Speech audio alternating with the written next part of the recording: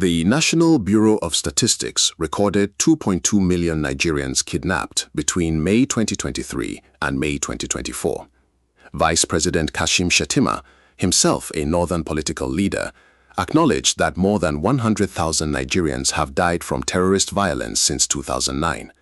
Between January and June 2026 alone, at least 3,612 people were kidnapped across Nigeria, with the Northwest accounting for 55% of all victims. Those statistics were the backdrop to Wednesday's joint meeting of the Northern Nigerian Governors Forum and the Northern Traditional Rulers Council in Kaduna. 19 governors signed a communiqué. The meeting focused exclusively on the region's security challenges. The outcomes included a 228 billion naira security fund, a state police endorsement, and a commitment to address the root causes of insecurity: poverty, unemployment, illiteracy, and out-of-school children. While everyone is reading the communiqué as a security response, nobody is asking the question those NBS numbers force into the conversation. 19 governors and a council of traditional rulers have assembled in Kaduna to commit resources to a crisis produced, in significant part, on their own watch. And the communiqué they signed both commends the federal government for prioritizing security and describes the security situation as requiring action to rescue the region from collapse. Before we go further, if you're new here, this channel exists for one reason: to give Nigerians the political analysis mainstream media won't. Hit subscribe and stay with me. This gets deeper. The joint meeting of the Northern Nigerian Governors Forum and the Northern Traditional Rulers Council took place on Wednesday, July 8, 2026, at the council chamber of the Sir Kashim Ibrahim House in Kaduna, the same venue that hosted the NSGF's regular meetings and the earlier Security Trust Fund inauguration. The meeting brought together all 19 northern state governors, members of the Northern Traditional Rulers Council led by the Sultan of Sokoto, senior government officials, and security stakeholders. Kaduna State Governor Uba Sani, as host, described the discussions as frank, constructive, and driven by a shared understanding that insecurity in northern Nigeria demands more than isolated interventions by individual states. The communiqué was signed by NSGF chairman Muhammadu Inuwa Yaya of Gombe State. The statistics that frame Wednesday's meeting are among the most damning ever placed in the public record about a specific region of Nigeria. The NBS figure of 2.2 million kidnappings between May 2023 and May 2024, cited by the Abuja News Network analysis derived from an NBS report, is extraordinary. It represents approximately 1% of Nigeria's population kidnapped in a 12-month period, with the overwhelming majority of those kidnappings occurring in the north.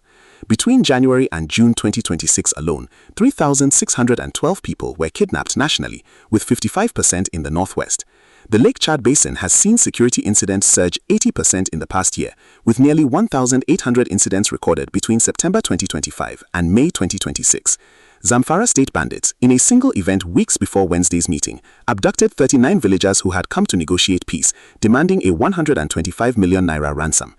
The governor's own communiqué language, "rescue the region from collapse," is not rhetorical exaggeration. It is a description that the underlying statistics support. The meeting was specifically designed to address a single agenda: the worsening security situation in northern Nigeria. Its organizers framed it as an emergency session, a joint convening of the governor's political authority and the traditional ruler's moral authority at the same table, in the same room, producing a single unified communiqué. That joint convening is itself institutionally significant.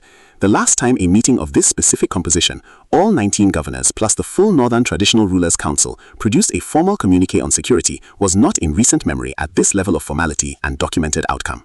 The communiqué's documented outcomes span 6 distinct areas. First, the Security Trust Fund. The forum expressed confidence in the newly inaugurated board of trustees and commended states that had already begun contributing 1 billion naira monthly, while calling on all states to redeem their pledges promptly and consistently. Second, state police. The forum endorsed the establishment of state police, stating that if properly trained, equipped, and supported, state police will play a significant role in addressing security challenges. Third, root causes. The forum resolved to tackle poverty, unemployment, illiteracy, and out-of-school children as major drivers of insecurity, committing to sustained investments in education, agriculture, youth empowerment, and skills development. Fourth, farmer protection. With the rainy season underway, the forum called on governments and security agencies to ensure the safety of farmers affected by insecurity and communal tensions. Fifth, agricultural transformation, the forum placed closer collaboration with traditional institutions, local governments, and community leaders to promote livestock transformation and modernize agriculture. Sixth, unified regional development. The forum resolved to develop a unified regional framework coordinating education, healthcare, and agriculture through shared resources, technical expertise, and innovation. The communiqué's endorsement of state police is the most constitutionally significant resolution in the document. Nigeria's current constitutional architecture places policing exclusively under federal control through the Nigeria Police Force, whose Inspector General reports directly to the President. The 1999 Constitution's third schedule and exclusive legislative list give the federal government sole authority over police forces and internal security services. State police as a concept requires a constitutional amendment, specifically an amendment to move policing from the exclusive list to the concurrent list, allowing both federal and state governments to establish and operate police forces. The push for state police has been active in Nigerian constitutional discourse since 2015 and intensified significantly under the Tinubu administration, which passed the Police Act Amendment enabling state police pilots in Lagos and 3 other states as a first phase. The Northern Governor's endorsement of state police in Wednesday's communiqué is therefore not a revolutionary position. It reflects an evolving federal-state consensus that the current police architecture is insufficient, but its placement in a communiqué focused on the North's specific security crisis gives it a specific regional character. These governors are endorsing state police not as a general constitutional reform preference, but as a direct response to their region's documented security collapse. They are saying implicitly that the federal police force alone cannot do what the North's security crisis requires. The communiqué's identification of poverty, unemployment, illiteracy, and out-of-school children as major drivers of insecurity is analytically the most important section of the document and the one least likely to produce measurable short-term outcomes. These are not new findings. Northern Nigeria's educational deficit, economic marginalization, and youth unemployment have been documented and discussed as drivers of insecurity in every major policy review of the region's challenges since at least 2012. The governor's commitment to sustained investments in education, agriculture, youth empowerment, and skills development alongside security operations is a correct analytical framework. What the communiqué does not provide is a funding mechanism for the developmental side of this framework comparable to the 228 billion naira trust fund for the security side. The trust fund has a named board, a contribution architecture, a monthly deduction structure, and a specific financial target.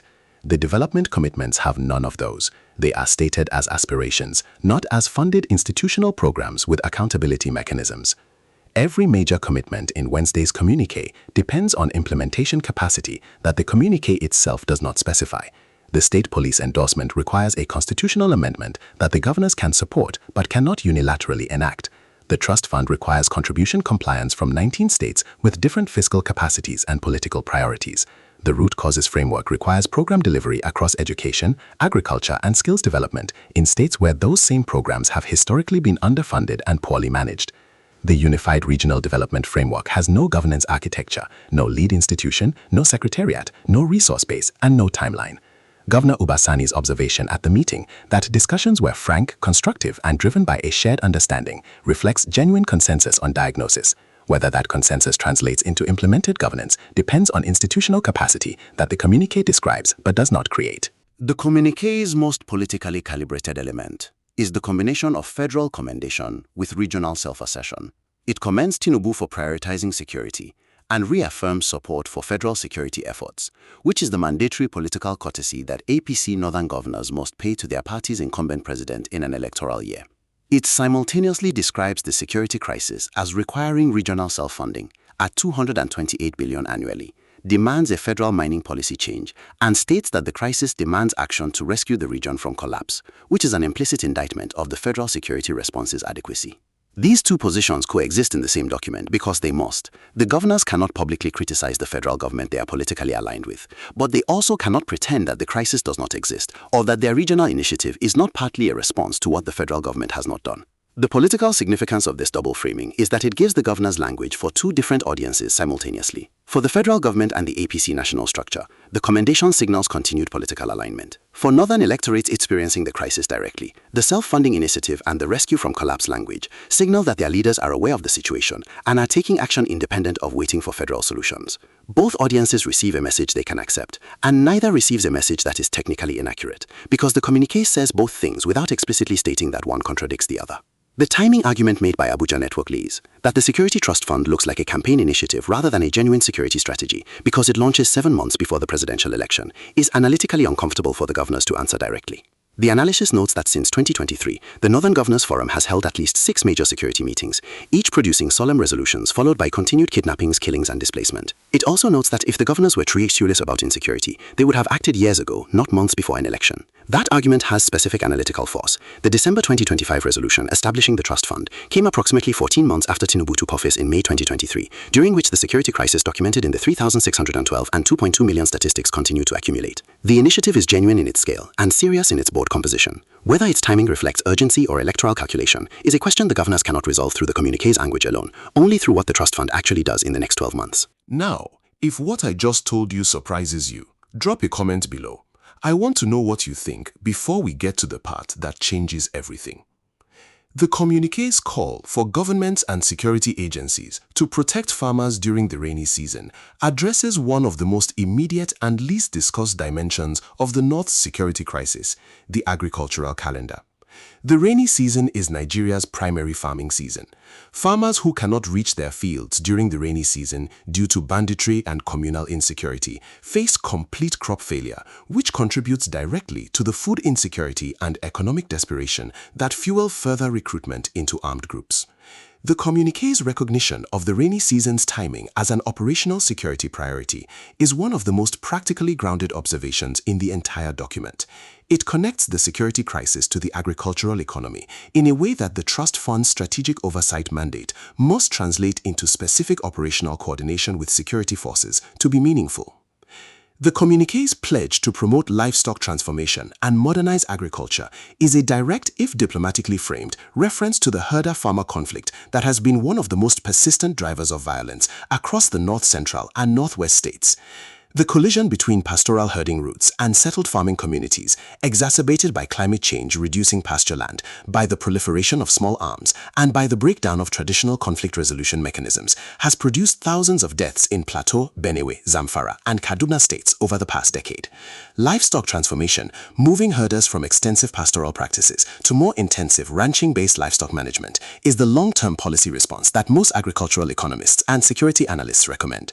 The governor's inclusion of this commitment in Wednesday's communiqué signals awareness of the conflict's structural roots. Whether livestock transformation programs receive the funding and the political will to override the cultural resistance that has historically blocked them is the implementation question. The United States, through its Africa Command and its embassy in Abuja, has engaged with Northern Nigeria's security crisis through training support, intelligence sharing, and bilateral security cooperation.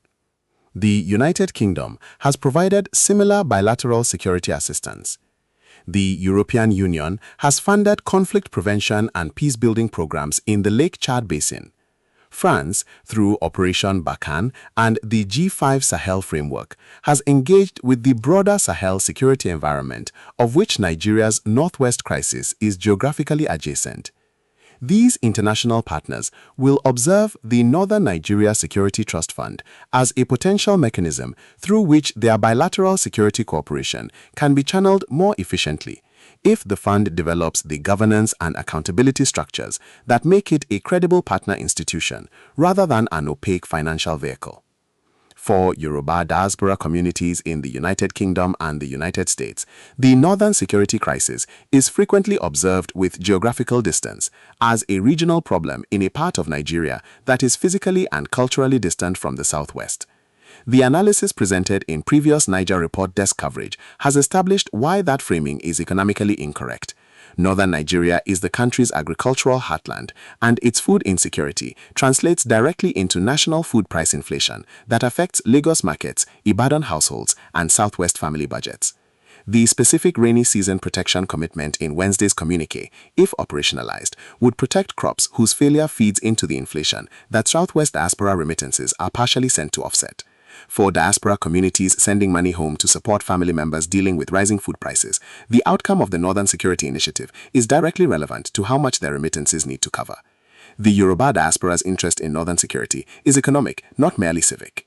The United States, through its Africa Command and its embassy in Abuja, has engaged with Northern Nigeria's security crisis through training support, intelligence sharing, and bilateral security cooperation. The United Kingdom has provided similar bilateral security assistance. The European Union has funded conflict prevention and peace-building programs in the Lake Chad Basin. France, through Operation Barkhane and the G5 Sahel framework, has engaged with the broader Sahel security environment, of which Nigeria's northwest crisis is geographically adjacent. These international partners will observe the Northern Nigeria Security Trust Fund as a potential mechanism through which their bilateral security cooperation can be channeled more efficiently, if the fund develops the governance and accountability structures that make it a credible partner institution rather than an opaque financial vehicle. For Yoruba diaspora communities in the United Kingdom and the United States, the northern security crisis is frequently observed with geographic distance as a regional problem in a part of Nigeria that is physically and culturally distant from the southwest. The analysis presented in previous Naija Report Desk coverage has established why that framing is economically incorrect. Northern Nigeria is the country's agricultural heartland, and its food insecurity translates directly into national food price inflation that affects Lagos markets, Ibadan households, and southwest family budgets. The specific rainy season protection commitment in Wednesday's communiqué, if operationalized, would protect crops whose failure feeds into the inflation that Southwest diaspora remittances are partially sent to offset. For diaspora communities sending money home to support family members dealing with rising food prices, the outcome of the Northern Security Initiative is directly relevant to how much their remittances need to cover. The Yoruba diaspora's interest in Northern security is economic, not merely civic. The most analytically credible case for taking Wednesday's communiqué seriously begins with what distinguishes it from previous Northern security meetings. The Trust Fund has moved from resolution to funded board inauguration in 7 months, a pace that is fast by Nigerian institutional standards for a multi-state cooperative initiative. The board composition, former CDS, former Defense Minister, former COAS, former IGP, is credentialed at a level that previous Northern security committees have not matched. The Sultan's co-authorship of the outcomes gives the community intelligence mandate institutional weight. The communiqué's explicit identification of root causes as development failures, rather than simply ethnic, religious, or criminal causes, represents a more analytically sophisticated governance acknowledgement than previous meetings produced, and the rainy season protection commitment is operationally specific in a way that most security communiques avoid. The case for taking this seriously is that it is, across multiple dimensions, more substantially designed than its predecessors. Misconceptions in public discourse. The first misconception is that the communiqué's commendation of Tinubu undermines its credibility as a genuine security response. Political commendations are a standard element of every Nigerian governing institution's public communications. Their presence in the communiqué does not mean the governors do not believe the security crisis is real. It means they are managing their political relationships while addressing a genuine crisis, which is what governors in a ruling party coalition do. The commendation and the rescue from collapse language can coexist because they are directed at different institutional relationships. The second misconception is that the state police endorsement is a significant departure from previous Northern positions. Northern governors have been broadly supportive of state police as a concept for several years. What is new in Wednesday's communiqué is not the position but the context. Endorsing state police from within a joint meeting focused on a documented security crisis alongside the launch of a 228 billion naira regional fund gives the endorsement a different institutional weight than a previous declaration in a policy workshop. The message is that the North is no longer willing to wait for the federal police reform to proceed on its own timeline. The third misconception is that the traditional ruler's participation is merely ceremonial. As established in the analysis, the Sultan has offered the traditional institutions Community Intelligence Network its embedded knowledge of communities, movement patterns, and local grievances as an operational resource for the Trust Fund's board. That offer, if taken seriously, is not ceremonial. It is the most practically valuable intelligence input available to regional security coordination because it reaches into communities that formal security agencies do not penetrate effectively. For Southwest Nigeria, Wednesday's communiqué carries specific strategic implications on 2 dimensions. The first is the state police endorsement. The Southwest established Amotekun in 2020 as its own regional security initiative, a model that predates the Northern Trust Fund by 6 years and that demonstrated both the possibility and the limitations of regional security coordination outside the federal architecture. The Northern Governor's formal endorsement of state police strengthens the national political coalition for state police constitutional reform that Southwest governors need to formally establish Amotekun's successors on a statutory basis. A joint Northern-Southwest position on state police, which Wednesday's communiqué moves closer to producing, is the political weight required to drive the constitutional amendment through the National Assembly. The Southwest strategic interest in the Northern Governor's state police endorsement is therefore directly connected to the Southwest's own governance of its own security situation. The second dimension is the development framework. The communiqué's root causes analysis, poverty, unemployment, illiteracy, out-of-school children, describes drivers of insecurity that operate across Nigeria, not only in the north. A national governance culture that takes root causes seriously in security policy is a culture that benefits every region. The Southwest interest is in that analytical seriousness becoming a national governance norm, not remaining a regional rhetorical gesture. The long-term political impact of Wednesday's Joint Governors Traditional Rulers Communique operates at 3 levels. For Northern governance culture, the joint meetings format, governors and traditional rulers co-producing a single institutional document, establishes a template for regional governance that blends elected authority with traditional institutional legitimacy. If this format is maintained through follow-up meetings and if outcomes are tracked and publicly reported, it builds an accountability culture around regional governance commitments that Northern Nigeria's institutional development has historically lacked. For Nigeria's federal architecture, the combination of the trust fund, the state police endorsement, and the Unified Development Framework aspiration represents the most ambitious act of regional governance self-assertion since the country's return to democracy in 1999. If the trust fund delivers operational results and the state police amendment is enacted, the precedent for regional governance at scale, northern and potentially southwest, will have been established within the current constitutional framework. That precedent changes what is politically possible for every region in Nigeria's federal system. For the 2027 election cycle, the communiqué's outcomes are a double-edged political instrument. They give northern APC governors a governance record on security to campaign on, a 228 billion fund, a state police endorsement, a root causes framework. They also create a measurable accountability standard. If the security crisis is not demonstrably better in January 2027 than it was in July 2026, the communiqué's own language, "Rescue the region from collapse," will be used by opposition candidates to show that the governing coalition acknowledged the emergency and failed to resolve it. The communiqué is both a campaign asset and an accountability trap, and which it becomes depends entirely on what the governors do with it in the next 6 months. We opened with statistics: 2.2 million kidnapped in a year, 100,000 dead since 2009, 3,612 kidnapped in the first 6 months of 2026. Those numbers are not political abstractions. They are the cumulative record of what has happened in northern Nigeria while its governors have held meetings, issued communiques, and reaffirmed commitments to address the crisis at the root. Wednesday's joint meeting in Kaduna produced the most institutionally comprehensive response those governors have collectively mounted: a funded security board, a formal state police endorsement, an explicit root causes acknowledgement, a traditional ruler intelligence partnership, and an aspiration towards unified regional development governance. Whether the comprehensiveness of the response matches the scale of the crisis it is responding to is the analytical question that January 2027 will begin to answer. The governors commended Tinubu and described the region as facing collapse in the same communiqué. Traditional rulers who submitted recommendations for coordinated action in 2014 are now co-signatories of a 2026 initiative. The same statistics that define the crisis also define the record of the period in which those signing the communiqué have governed. The accountability standard they have set for themselves is now in the public record. Drop your analysis in the comments. Do you believe Wednesday's communiqué represents a genuine turning point in how northern Nigeria's governors are approaching the security crisis? Or is the 7-month electoral timeline the most important context for evaluating what was produced in Kaduna? And what specific outcome, measurable within 6 months, would convince you that the governors are serious? We opened with statistics: 2.2 million kidnapped in a year, 100,000 dead since 2009, 3,612 kidnapped in the first 6 months of 2026. Those numbers are not political abstractions. They are the cumulative record of what has happened in northern Nigeria while its governors have held meetings, issued communiques, and reaffirmed commitments to address the crisis at the root. Wednesday's joint meeting in Kaduna produced the most institutionally comprehensive response those governors have collectively mounted: a funded security board, a formal state police endorsement, an explicit root causes acknowledgement, a traditional ruler intelligence partnership, and an aspiration towards unified regional development governance. Whether the comprehensiveness of the response matches the scale of the crisis it is responding to is the analytical question that January 2027 will begin to answer. The governors commended Tinubu and described the region as facing collapse in the same communiqué. Traditional rulers who submitted recommendations for coordinated action in 2014 are now co-signatories of a 2026 initiative. The same statistics that define the crisis also define the record of the period in which those signing the communiqué have governed. The accountability standard they have set for themselves is now in the public record.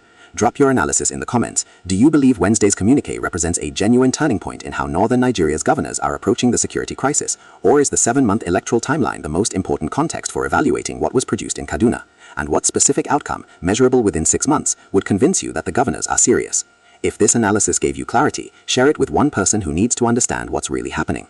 Like, subscribe, and I'll see you in the next one.